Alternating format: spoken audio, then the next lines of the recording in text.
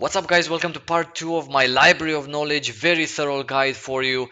If you want to see part 1 of this guide, as in the first two bosses, you can click the link in the description below. It's going to be right there. And yeah, let's get going with the last boss then. 100, we're in front of the next boss. We had a pretty long run. Why? Because obviously we took a break as well. We had a long run because we had a very bad setup of rooms. So before we start this last boss, let me just say, this dungeon is the most annoying dungeon I have ever seen in this game in 6 years. Maybe even more annoying than Tiamat's fort. And that was annoying as fuck. Whoever these The boss fights are interesting. The mechanics are nice. It keeps you on your toes and if you're a good DPS, you want to test yourself out, come here and see, are you good enough as a group to finish this in 5 minutes, etc, etc. Last boss in 10. I just want to say that, get it out of the way. Cool. We start the first boss, the last boss. The last boss obviously is going to be different than the first two, so it's going to be the balloon boss, as I call him, yeah? This is the boss that does I would say maybe three very important things, if not two very important and some others less important. It is very important for you as a tank to tank him in north.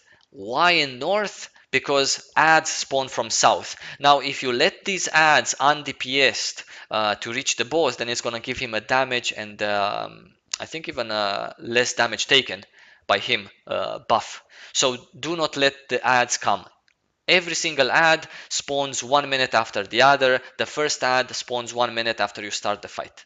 Yeah, it's very simple. I didn't start my timer exactly at the beginning of the fight, so you can see the first ad spawns on my timer at 0:40 something. So you guys can just know. Sorcerers, there is no need to stay during this boss really close as a sorcerer. I'm gonna tell you why. Because not only the boss, this boss doesn't do really much anything close by.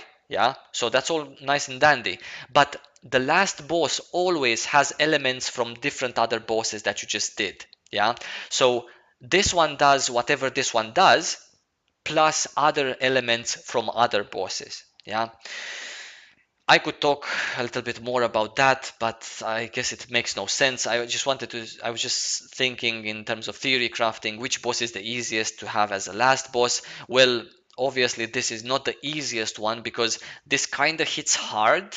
Yeah, the ads, if you get the raging version of this boss as the last one, the ads are the first one is kind of an elite, and I think some others are as well, so they are harder to kill.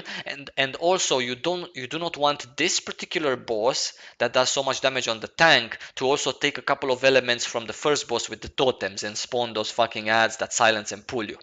So obviously, in theory, this boss is not the best one to get as the last boss. I think the one with the generator might be the easiest one. This might be the second hardest, and the one that transforms you into robots plus other elements might be the third hardest boss. Yeah, cool. So another ad comes. It's exactly 1 minute after the first one comes. As a Templar, I really want to point out a couple of things here. You will see throughout this fight how I'm juggling my cooldowns, and right now, for example, I'm sitting with my mouse on top of the 2k DP because I'm waiting that Disgusting Strike to hit.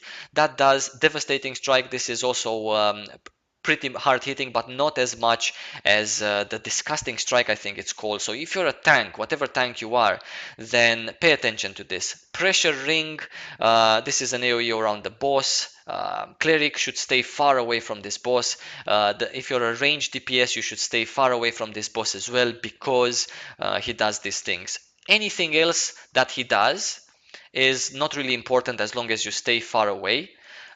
It's only the tank that needs to pay very much attention to. If you're a Templar, you can juggle your cooldowns very nicely, just like I did, or like I'm gonna do from this moment on up until the end of the boss fight. Yeah, if you're a ranged DPS, obviously staying as close to the south as possible is cool because you get to DPS the ad exactly when it spawns. Yeah, Unexpected Storm Strike, this one not very important, it's just an AoE.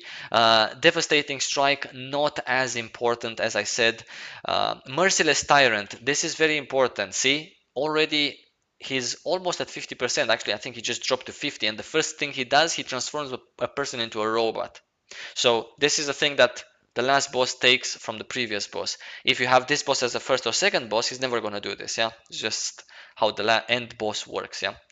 Disgrace Strike. Now, as you can see, Disgrace Strike is almost about to hit, and I'm just gonna pop my 2k DP, and even with my 2k DP, as you can see, it went away as soon as I popped it, and as soon as that hit, and even with the 2k DP, let's go 1 second back in time, 105.15, 104.33.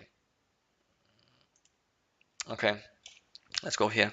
Even with that thing that absorbs 5k damage, yeah, devastating strike, no, disgusting strike it was.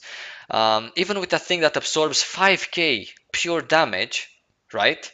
The boss still got me to very low HP, and at the moment I'm at 28.9k. So 28.9k, he leaves me with 6k. So that means he does 22k damage plus another 5. That is 27,000 damage. Obviously, you can imagine it's a one shot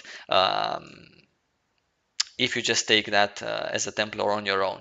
Obviously, that thing can be shared with the other melee DPSs, but since I have too big of an ego, I prefer to be perfect in terms of timing my skills instead of just doing the normal, I would say, tactics like come here everyone and share it. Also, there's nobody really for me to share it with. 27k damage, if I would share it half and half with an assassin, that would Disgrace Strike again. See, Iron Skin, there you go. That's how you do it. Every single Disgrace Strike that he does, I'm gonna have something up my sleeve until the end of the fight for it. And if you're a Templar, you should have the same. If you don't know what skills to use, I will pretty soon release a build to that video, and I'm gonna put when I release it in the description below. Cool. Did I tell you what this boss does? Because I kept talking about other things. If you're a Templar, very important, juggle your skills perfectly for the Disgrace Strike. If you're any other kind of tank, maybe if you're a robot, you can also take this. I don't think that focused evasion can evade Disgrace Strike, otherwise it would be so fucking easy to be a Sin tank. But yeah, juggle your cooldowns right. If I would share 27k 50-50 with my Sin, then that would be a 10, 12, 13.5k for each of us. Yeah, what's the point in putting the poor Sin with 20k HP get a 13k hit? Yeah, merciless tyrant. This merciless tyrant was a little bit of a bummer. Where was it? I'm gonna show it to you guys because it was kind of a bummer, this one. Not quite sure exactly how I got it. Disgrace Strike is a very hard hit, yeah, on the tank. Ads are very important to be killed. Merciless Tyrant, okay, I know how I got it. It was on the Sin and he left too late. So I got it.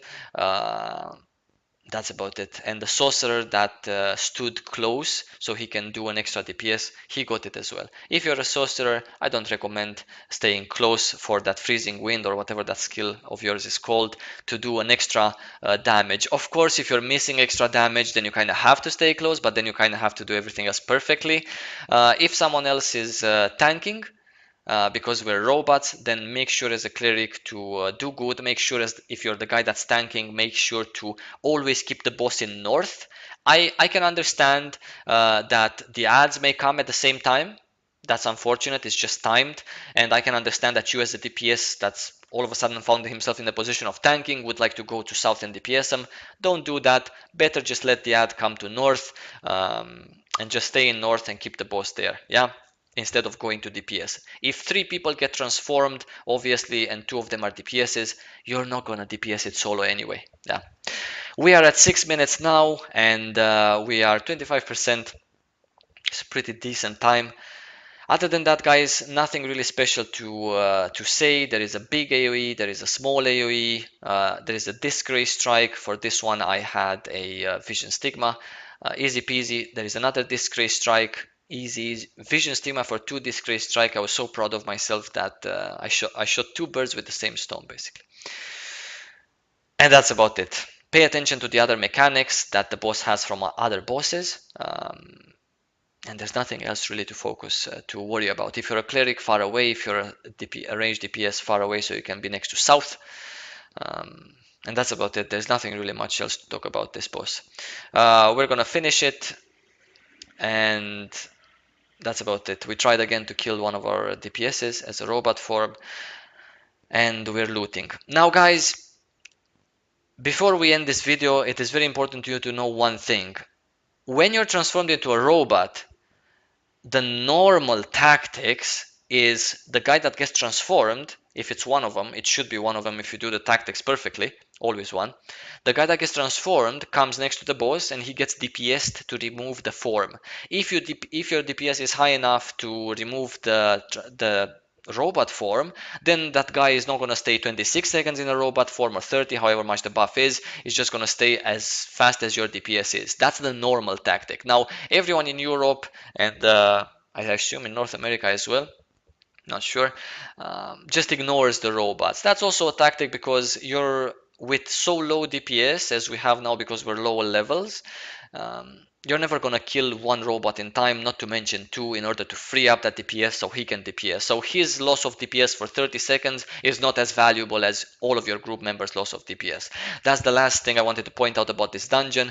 Why should you do this dungeon? Well, you should do this dungeon because of the gear that drops here, but so you can sell it because it's kind of a shitty set of gear. It's not even a set, it's just pieces. But most importantly, you should do this dungeon. Let me see if I'm looting. I think I'm looting. You should do this dungeon in order to collect those fragments so you don't have to pay for them on the broker. In 5.1, in Europe it's going to be October, there's going to be a new dungeon harder than any of the dungeon that came now, and that dungeon actually drops a nice proper decent set of gear that 5.x ish you're gonna do very good in that set of gear. Basically that's like the new Makarna for PvE whatever. So go here and I'm not sure if I'm looting. I think I'm looting. Go here and gather those essences that you can use later on to transform the gear that you get in that dungeon into better normal pieces with mana stone slots, etc. It works as the same as library gear. You need the same mats. Only difference is that you can be prepared and just get the gear and have it, or you can be unprepared and be lazy not doing this. It's pretty grueling dungeon. I understand if you don't do it. I personally don't do it a lot. I just prefer to buy the mats from other people from the broker. I will looting now actually. There you go. This starlight fragments, red, green, blue, purple. That's the last thing I wanted to mention. I wish you guys lots of love. I wish you lots of luck in this dungeon. Do it for the fragments. Do it if a friend asks you.